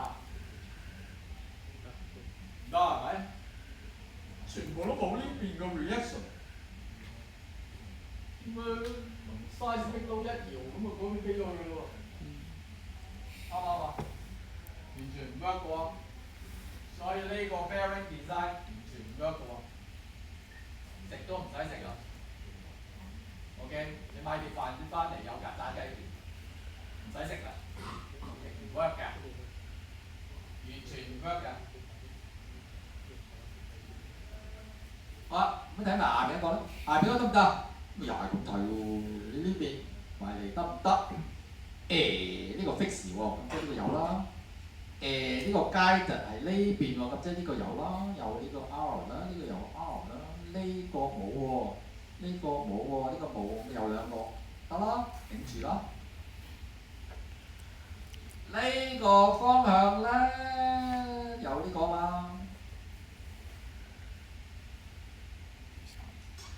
呢個方向呢邊係 free to move 啫嘛，呢邊唔係 free to move 喎，咁即係呢邊有啦。咁啊，起碼有兩個 reaction 呢邊撐住啦。呢邊咧唔得，呢個 free bearing 之後兩個 support。如果呢度有個 UDL 嘅 wing load，咁啊就有兩個 bearing B2同埋 B3頂住咯。咁如果我話俾你聽，呢個10個 kN/m， 我話俾你聽，呢條呢度係20米，呢度係20米。識唔識計 B2同 B3個嘅？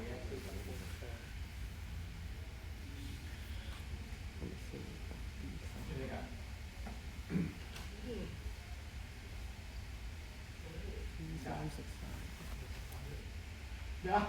食翻出嚟？嚇？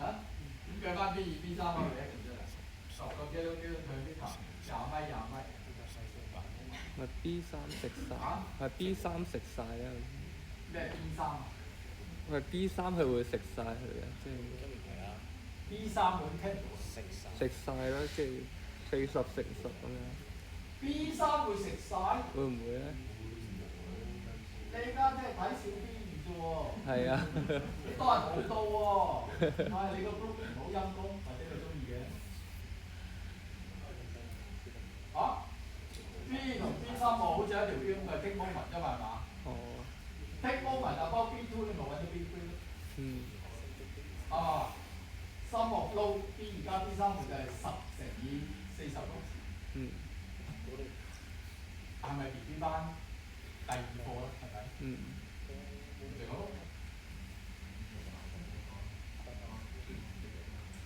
所以 in terms of loading 咧，就 vertical、longitudinal、transverse 都得嘅，呢個係一個 stable 嘅 arrangement。OK， 係咪最好？未完喎，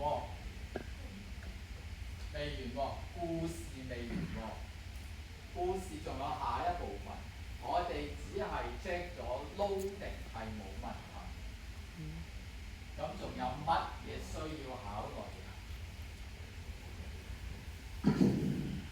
除咗 loading 之外嘅，我哋需要考慮 movement。乜嘢 movement 啊？哎呀，講咗成1000次啦，就係 temperature 咯，咪就係 shrinkage 咯，咪就係如果有 pre-stress 嘅咪 pre-stress 咯。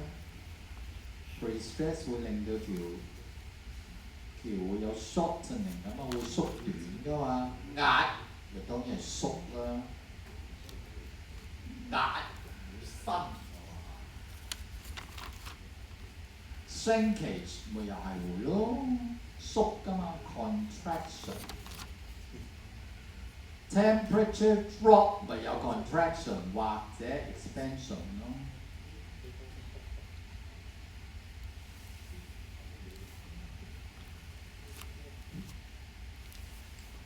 contraction 同 shortening 有咩分別啊？張生，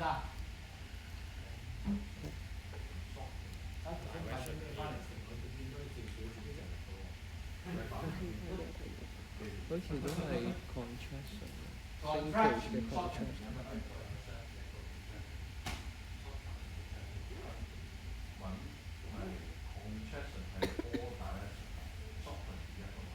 Yes。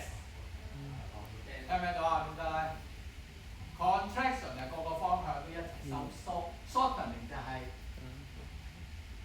longitudinal 嗰大縮短。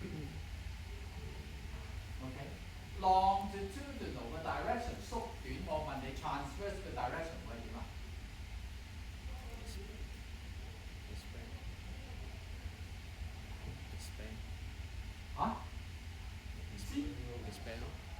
expansion 米長呢啲又係 B 班嘅啫喎，我全部教嚟教去嗰啲都係 B 班嘅喎。你有一條咁嘅嘢拉長啊嘛，elongation 啊嘛，長咗咁橫邊咧，係啊，你呢邊拉長嗰邊係縮㗎啦，好似小朋友咁嘛，拉高咗咪瘦咗咯。咁你 shortening 咧 ，restrict 咁，呢邊短嗰邊肥嘅喎。呢個唔係 contraction 嚟㗎，呢個係 shortening 啫喎，呢邊 shortening 啫喎，嗰邊唔係 shortening 喎。contraction 嘅意思係前後左右一齊縮喎，嗰啲係嗰啲老人家就會縮，細路仔嗰啲拉長就瘦咗，有分別㗎。OK。咁所以咧，做咩講到呢啲嘢啊？頭先講緊咩啊？幾多幾講緊咩嘅？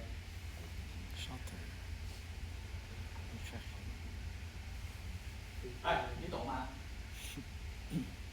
再小心分別啊 ！temperature 同 shrinkage 嗰樣嘢係 expansion contraction。expansion 嘅意思係個個方向都 expand， 熱脹係每個方向都脹。唔會淨係一個方向漲嘅，邊有得而一個方向漲？係嘛？即係嗰啲肥人咁，你肥呢條肥一個方向嘅啫。雖然個肚腩就咁誇張啲，但係肥就全部都肥㗎啦。OK， 所以 shortening 同 elongation 就唔同啦。縮短拉長係某一個方向，另一個方向唔係㗎。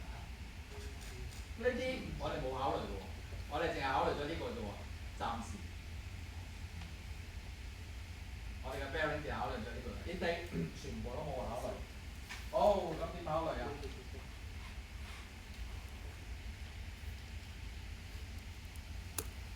就呢個咯。最簡單單跨度，兩邊立筆紋4粒 bearing， 左邊2粒，右邊2粒。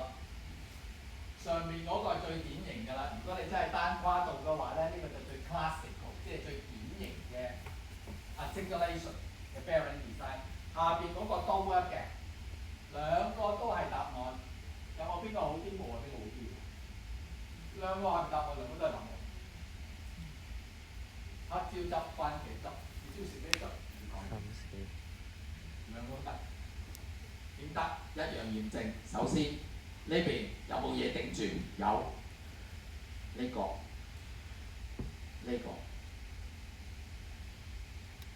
呢邊有冇嘢頂住？呢個。啱唔啱？總之冇箭嘴嗰啲頂緊住。呢邊有2個頂住，呢邊又有2個頂住。心噏咗。OK 咯。In terms of 總之冇箭嘴頂住啲咩 stable 㗎咯喎。我哋叫呢個 range 即係佢調翻轉話先，即係前後左右嘅撈整都有嘢頂住。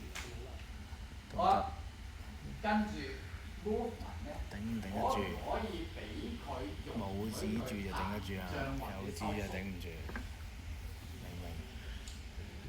明？ longitudinal 膨脹或收縮，即係邊得嘅收縮，梗係俾佢膨脹啦。可唔可以向呢邊收縮得？咁啦 guided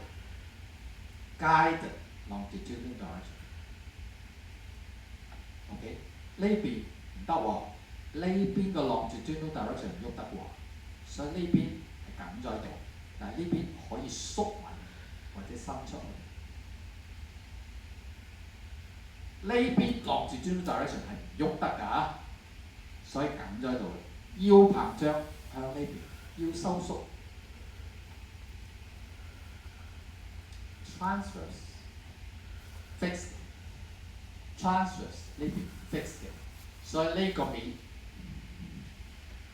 緊死嘅喺呢個方向。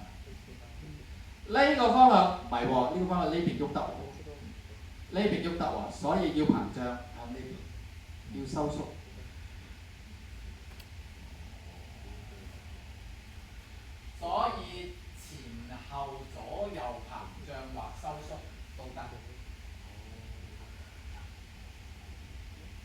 呢個 pass， 呢個 pass。最尾嗰幅圖即係話俾你聽，如果呢個真係好似一條邊咁，呢個真係有個 loading 拱埋去會點 band 咧？呢個唔需要理㗎啦，我哋都唔會理。我呢個係 alternative， 呢個 alternative 係點啊 ？Fixed free guided free 一樣咁驗證啫。longitudinal 有冇？有一個，呢個冇。呢個冇，呢個冇，哎，賴嘢。第一個，睇埋 transfer 先 ，transfer 即係呢個方向，呢個有，呢個有，冇問題。呢個方向有冇頂住？呢個方向得一粒頂住，但係你又話 alternative 嘅 ，alternative 嘅意思係 work 嘅喎。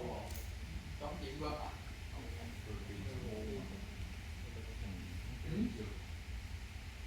個 B3會幫到。冇錯。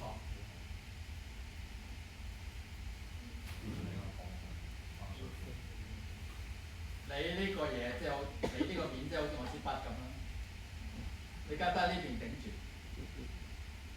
你個浪住 longitudinal 咁樣拱落嚟。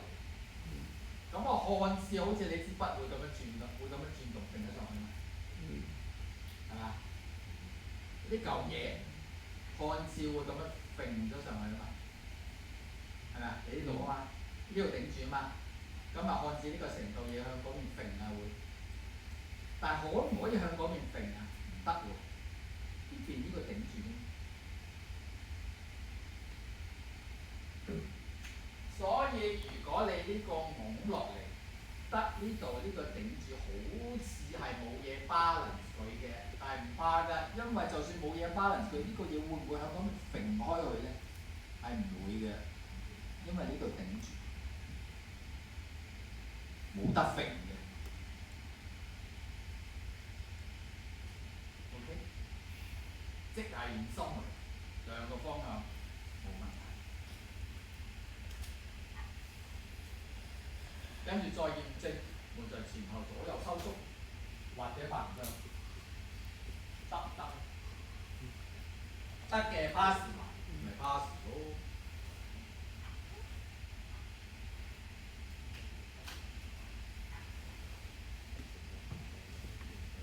所以當你個 movement 係 pass， 兩個方向嘅 loading 係 pass， 你個 arrangement 就 pass， 你個 arrangement 就係 work 嘅，冇話代表最好食。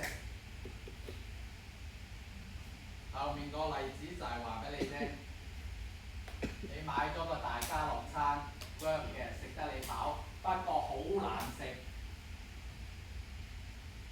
而且好貴，收你150蚊食個一多煎把飯，你會唔會俾啊？呢隻嘢真真，係食得你飽嘅喎，好曱甴嘅，好毒嘅，食得你飽啦，咁就work咯。不過你會唔會買嚟食？唔會喎，咁貴，啱唔啱啊？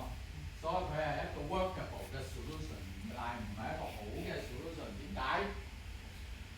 睇下longitudinal嗰邊，靠咩頂住 ？Free guided，free guided， 呢啲全部唔會頂住呢個，靠咩頂住？靠呢兩粒，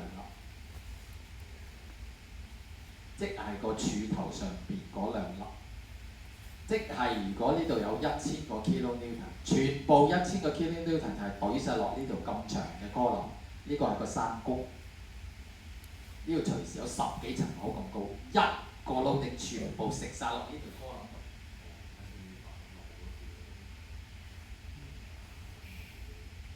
OK， 波一個人踢嘅，全部 loading 就係靠晒佢。第一，你條 column 好細膩；第二，你個 foundation 好貴。所有 loading 就係靠佢，浪子都唔靠佢食晒。係咪 work 嘅？係。係咪好嘅？唔係。OK。呢個例子就話俾你聽 bearing 係冇獨特嘅一個 model answer 係冇嘅。你 check 咗頭先嗰兩個 criteria 全部 satisfy 佢就係 work 㗎啦。但係咪一個好嘅咧，就未必喎。呢個就話俾你聽，佢係 work 㗎，不過唔好咯。OK， 你冇理由喺個山谷嗰度起條咁巨型嘅高冧上去，仲要個 massive 嘅 foundation 㗎嘛。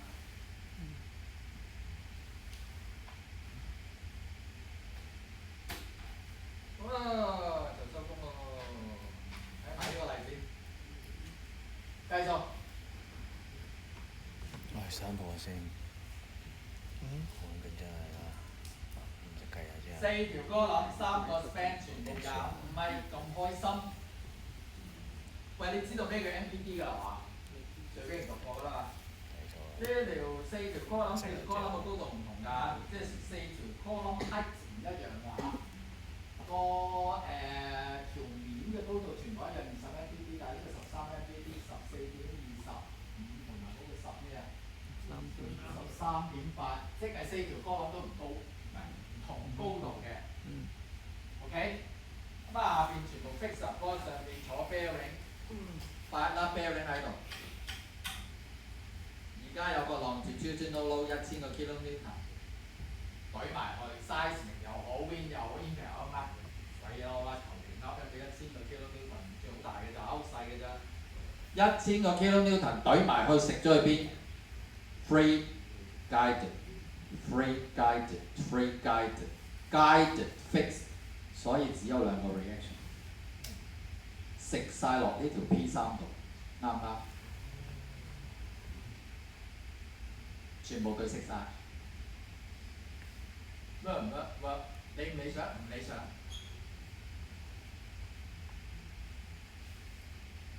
唔理想。點解唔理想？我哋 week 1嗰時講過 ，week 1嘅一個好嘅結構應該係有兩個基本嘅。effective。一就要物盡其用，2就係要人盡其才，3個人一組，得1個人做嘢，另外嗰2個做咩啊？4條友企喺度，得1條友做嘢，另外嗰3個喺度做咩？Free rider。Anyway， 咁嘅 case 呢2粒 bearing 食晒1000，佢哋食晒1000，每人500。每人啃500，呢條 column 就啃晒1000個 kilonewton 落去。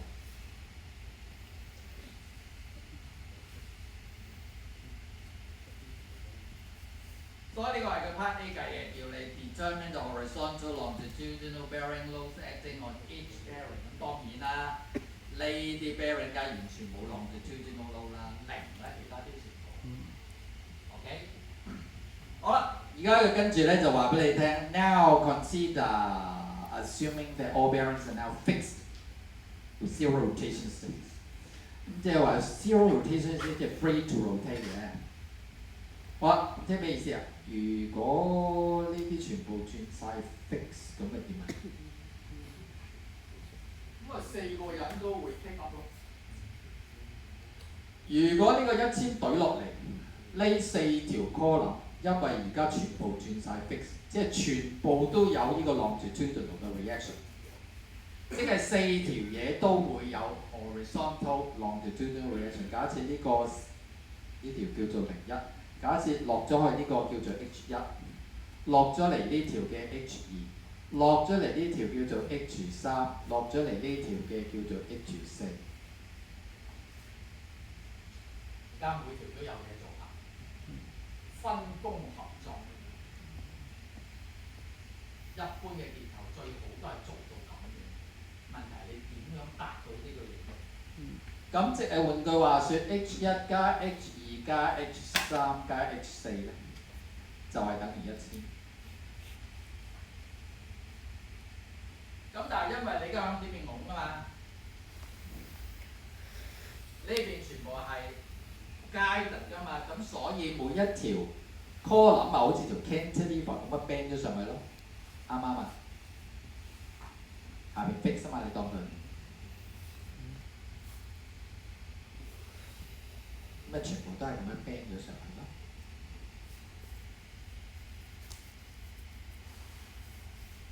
OK， 好啦，呢、個上 band 咗上幾多咧？咁呢個 band 咗上去叫做 delta one。呢條歌諗移動咗幾多咧 ？band 咗幾多？呢、個咪叫 delta two 咯。呢條咪叫 delta three 咯。呢條咪叫 delta four 咯。但係題目又話俾你聽，呢、個 bridge deck 咧 ，it's assumed to be axially rigid， 即係話呢一條嘢咧喺呢個 longitudinal direction 咧係 rigid 嘅，佢唔會拉長，亦都唔會縮短。rigid 嘅意思即係唔會 deform 嘅，唔會拉長，亦都唔會縮短，任何一個位都係 rigid 嘅。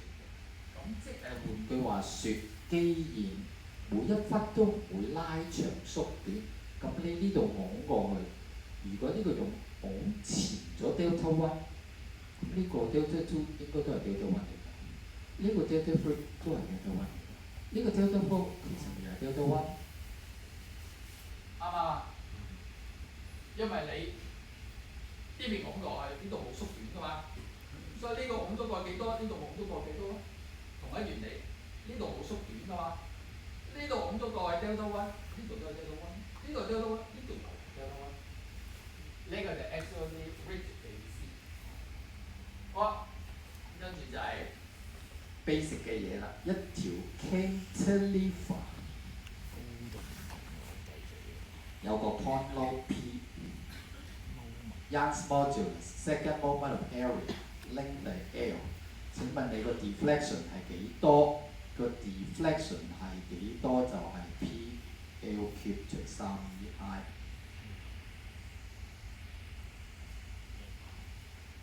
呢條 cantilever 咪即係你條 column 咯，打棟體。呢個咪就係你嘅 delta 咯。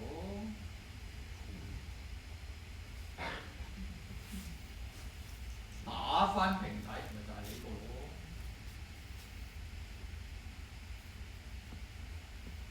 咁即係咩啊？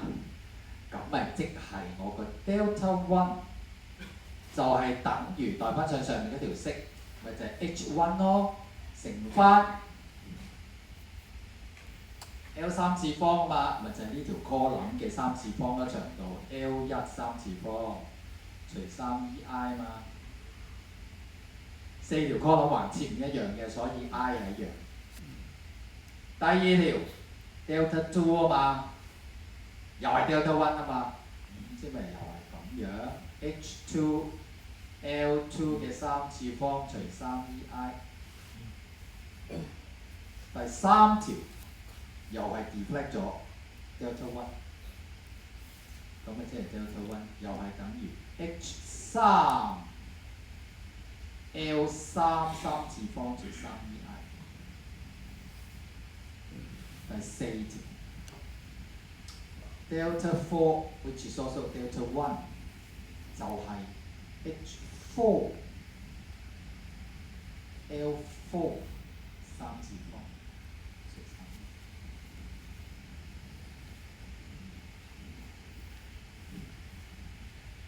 所以呢一條嘢調一調佢咪即係 H1 係等於3EI L1 cube delta one。H1 擺咗埋一邊 ，delta one 擺咗入面。OK，H1 咪就係呢個嘢。咁同一原理 H2 咪又係 in terms of L delta one，H3 咪又係 in terms of delta one，H4 咪 in terms of delta one， 成堆嘢。執晒落呢度咯。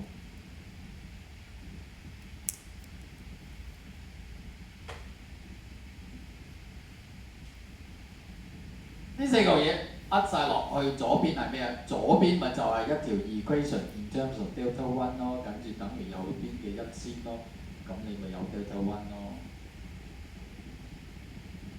你有 delta one 就有 H1 嘅啦，就有 H2 嘅，就 H3 嘅，就 H4。H1 咪就係呢兩粒 bearing 要 take 嘅 loading，隨意咪 B 1同 B 2。H2 B 3 B 4 B 3 B 4就係 H2 隨意。B 5 B 6咪就係 H 3隨意咯。B 7 8咪就係 H4 隨意咯。所以喺你啲反嘢嘅後，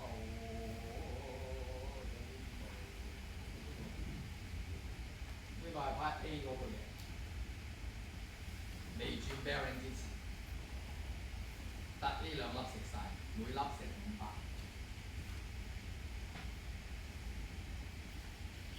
500。4條友分工合作嗰陣時。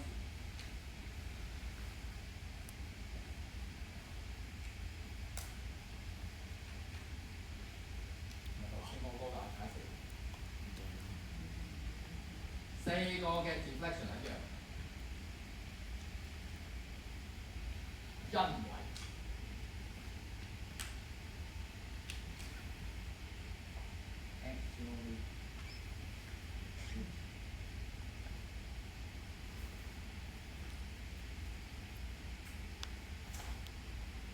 跟住咪帶落去嗰條，你之前都計過㗎啦，呢啲咪 deflection equation。等翻落去咯，最後咪好似頭先咁 solve 翻出嚟咯，咪揾到 delta one、delta two、delta three、delta four in terms of H1、H2、H3、H4， 塞翻落去，啲包翻之後，你咪計到1、2、3、4，所以就有1、2、3、4、5、6、7、8。而家你見到每粒 bearing 咧都有參與喺。share 完個浪子招先咯，大家都有份出嚟。好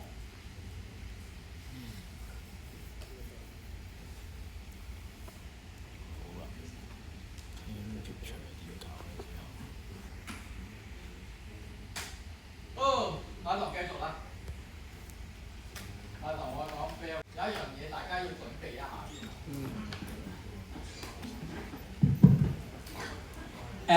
我哋要用嗰個 set 2000咧，有兩個問題。第一個問題咧就係、我哋呢度10樓嗰個 lab 嗰個 set 2000係超舊版嚟嘅，唔知10幾年。阿禮知唔知幾多年前嗰個嘢？Version 10即係2015年嘅 ，OK， 10幾年前嘅嗰個嘢真係接近廢廢地嘅。雖然阿 Simon 話會更新嘅，但係唔知更到幾時。咁無論如何咧，呢、個就係第一個問題，我哋唔想用個舊版。第二咧就係、其實佢都唔夠拉神嘅，即係呢度咁多人，今日當然仲有一大扎人冇翻，就算啲炸人錯晒去咧，都。